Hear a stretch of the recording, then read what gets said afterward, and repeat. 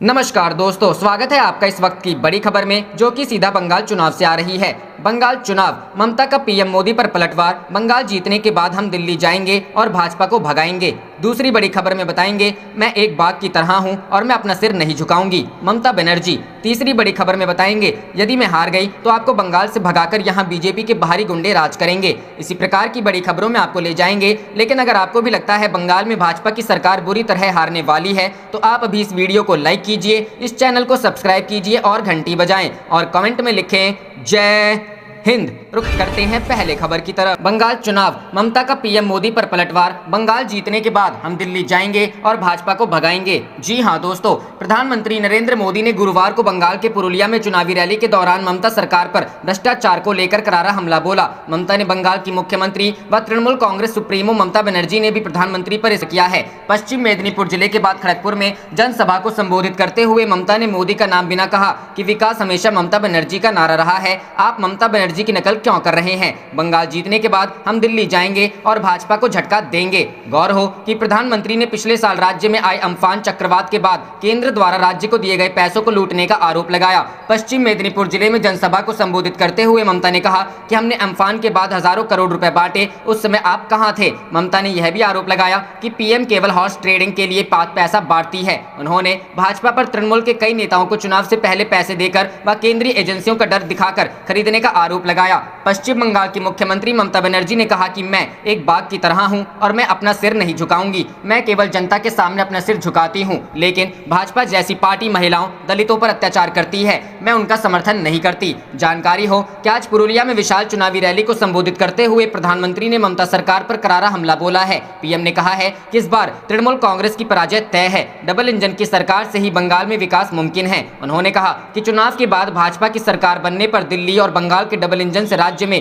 तेज गति से विकास होगा। पीएम ने बांग्ला में भी लंबा भाषण दिया। तृणमूल सरकार पर हमला करते हुए कहा कि ममता दीदी बंगाल का विकास भूल अपने खेल में मदमस्त हैं और बोल रही हैं खेला होबे, जबकि भाजपा बोल रही है विकास होबे। प्रधानमंत्री ने कहा कि ममता दीदी ने तुष्टीकरण की राजनीति कर लोगों का हक छीन कर दूसरे को दे दिया। तृणमूल सरकार ने बंगाल को विकास की दौड़ में पीछे खड़ा कर दिया है। उन्होंने कहा कि बंगाल में माफिया राज अब नहीं चलने वाला है। बंगाल के लोगों को दीदी का तुष्टीकरण व अत्याचार याद है, इसलिए दीदी से बदला लेने के लिए लोग मन बना चुके हैं और भाजपा की सरकार बननी तय है। पीएम ने कहा कि लोगों पर अत्याचार करने वाले माफियाओं व गुंडों को जेल की सलाखों के पीछे भेजेंगे। रुक करते हैं अगली खबर की तरफ। मैं एक बाघ की तरह हूं और मैं अपना सिर नहीं झुकाऊंगी, ममता बनर्जी। जी हां दोस्तों, पश्चिम बंगाल की मुख्यमंत्री ममता बनर्जी ने कहा कि मैं एक बाघ की तरह हूं और मैं अपना सिर नहीं झुकाऊंगी। मैं केवल जनता के सामने अपना सिर झुकाती हूं, लेकिन भाजपा जैसी पार्टी महिलाओं, दलितों पर अत्याचार करती है, मैं उनका समर्थन नहीं करती। रुक करते हैं अगली खबर की तरफ। यदि मैं हार गई तो आपको बंगाल से भगाकर यहाँ बीजेपी के बाहरी गुंडे राज करेंगे।